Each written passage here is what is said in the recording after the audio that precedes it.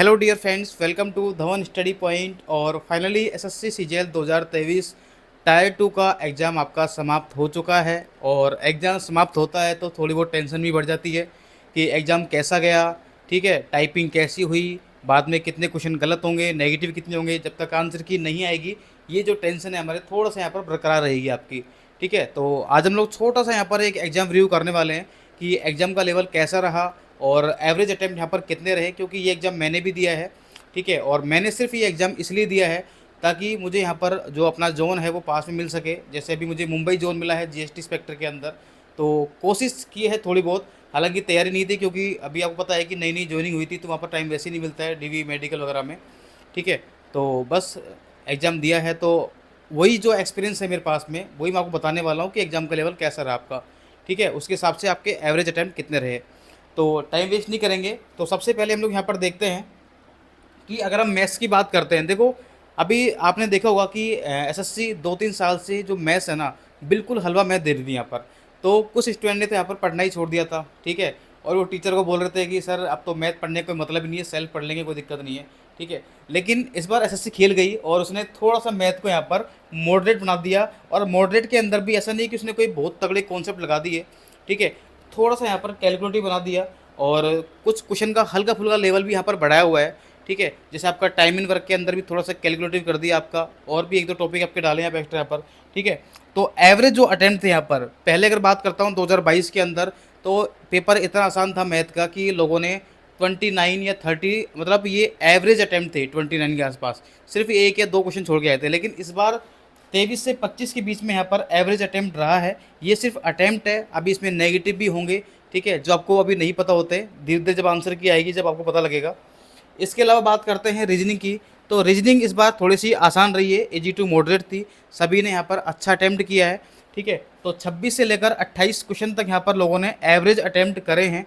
और ऐसा भी नहीं कि अटैम्प्ट आपके इतने ही रहे हैं, इसके अंदर काफ़ी सारे स्टूडेंट ऐसे हैं जिन्होंने 30-30, 29-29 क्वेश्चन अटैम्प्ट करे हैं। लेकिन आपको पता है कि रीजनिंग में क्या होता है कि कुछ क्वेश्चन ऐसे आते हैं आपके जो कथन निष्कर्ष वाले, उसके अंदर पता नहीं होता कि सही है या गलत है। ठीक है, तो ये सिर्फ आपके अटैम्प्ट है अभी आपके। अगर बात करते हैं इंग्लिश की, तो इंग्लिश आसान थी, हम कह सकते हैं कि इजी टू मॉडरेट थी। ठीक है, और इसके अलावा आपका जो क्लोज टेस्ट था वो थोड़ा सा आपका टफ लेवल था आपका। ठीक है, ऐसा इतना भी टफ नहीं था कि आप लोग बिल्कुल नहीं कर पाओ, लेकिन फिर भी यहाँ पर हम कह सकते हैं कि कंपेयर देन प्रीवियस ईयर थोड़ा सा आपका यहाँ पर टफ था आपके यहाँ पर। ठीक है, तो इसके अंदर भी अगर हम बात करते हैं एवरेज अटैम्प्ट की, तो 40 से 42 है। आप बोलोगे सर 45 में से 40-42 अटैम्प्ट क्यों हुए? देखो, इंग्लिश एक ऐसा सब्जेक्ट है जिसमें हमें मतलब बहुत कम आता है, लेकिन फिर भी हमें बहुत ज़्यादा आता है। ठीक है, तो आप लोग मेरी भावना को समझिए और आप लोग देखिए भी, इंग्लिश के अंदर नहीं आते हुए भी हम लोग यहाँ पर ज़्यादा अटैम्प्ट करके आते हैं, है ना। तो पता हमें तब लगेगा जब हमारी आंसर की आएगी, आंसर की आएगी तब इसमें से कितने नंबर आते हैं ये तो आपको पता है और हमें ही पता है यहाँ पर। ठीक है, इसको ज़्यादा एक्सप्लेन नहीं करेंगे हम लोग। ठीक है, अटैम्प्ट इसके अंदर 45 भी होते हैं मैक्सिमम। ठीक है, देखिए जीके की बात करते हैं तो इस बार जीके का लेवल है। तो 2022 के अंदर जो जीके थी ना, उसमें कुछ क्वेश्चन ऐसे थे, जैसे आपके 25 क्वेश्चन जीके के आते हैं, तो 25 में से कम 10-12 क्वेश्चन ऐसे थे जो बिल्कुल आपके मतलब आप लोग 100% कह सकते थे कि मेरा सही जाएगा।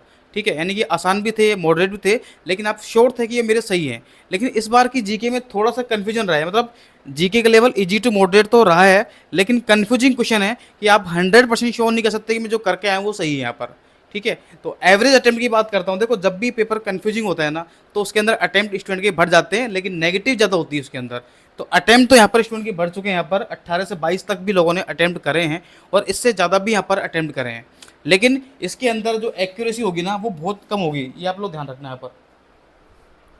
इसमें जब भी पेपर कंफ्यूजिंग आता है तो याद रखना आपकी जो एक्यूरेसी है यहाँ पर, ठीक है, वो आपकी काफ़ी कम हो जाती है। ठीक है, तो मुझे लग रहा है कि अब जब इसका एवरेज एक्यूरेसी आएगी यहाँ पर क्वेश्चन की, तो शायद ये 15 से 18 के बीच में ही रह जाएगी यहाँ पर। ठीक है, हो सकता है कि ये इससे भी कम हो जाए आपकी यहाँ पर।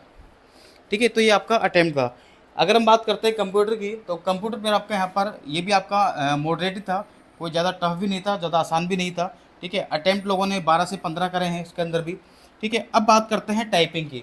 तो टाइपिंग में बहुत सारे स्टूडेंट के डाउट आते हैं यहाँ पर। तो टाइपिंग के अंदर जो पैसेज था बिल्कुल सिंपल था, ऐसा कोई भी यहाँ पर क्वेश्चन मार्क वगैरह या बहुत कोई अलग ही कोई चिन्ह वगैरह ऐसा नहीं था, बिल्कुल सिंपल पैसेज था। सिर्फ और सिर्फ यहाँ पर आपका एक तो डॉट, कॉमा और एक कैपिटल लेटर, सिर्फ 3 का ही यूज़ हुआ था। और स्पेस, बैक स्पेस वगैरह तो आपको बताइए, आपको आप यूज़ कर सकते हैं यहाँ पर स्पेस का, ठीक है। बाकी अगर बात करते हैं तो ये पैसे मैंने टाइप किया था, तो मैंने ढंग से देखा था तो मेरे 1995 की स्ट्रोक यहाँ पर टाइप हुए थे, ठीक है। तो मुझे लगा कि शायद मैं कुछ वर्ड मिस कर गया हूँ या कुछ की स्ट्रोक मिस कर गया हूँ। तो मैंने पड़ोसी से पूछा, उसके भी इतने ही थे, काफ़ी सारे स्टूडेंट के यही थे। तो मुझे लगा कि इन्होंने पहले से ही की स्ट्रोक यहाँ पर कम दिए हैं, ठीक है। तो घबराना नहीं है, इतने ही की स्ट्रोक यहाँ पर आसपास दिए थे।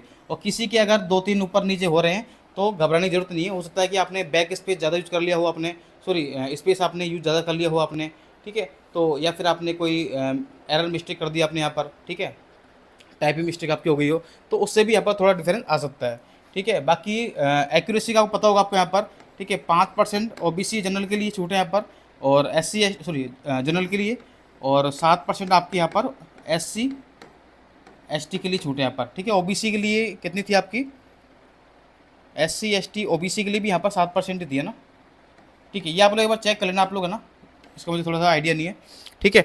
तो बाकी आपकी यहाँ पर ये एक्यूरेसी थी।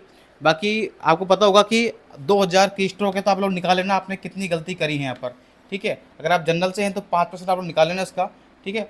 तो आपका मतलब 100 के आसपास अगर आपकी गलती है तो आपको कोई दिक्कत नहीं है, इससे ज़्यादा है तो फिर आपको दिक्कत हो जाएगी, ठीक है।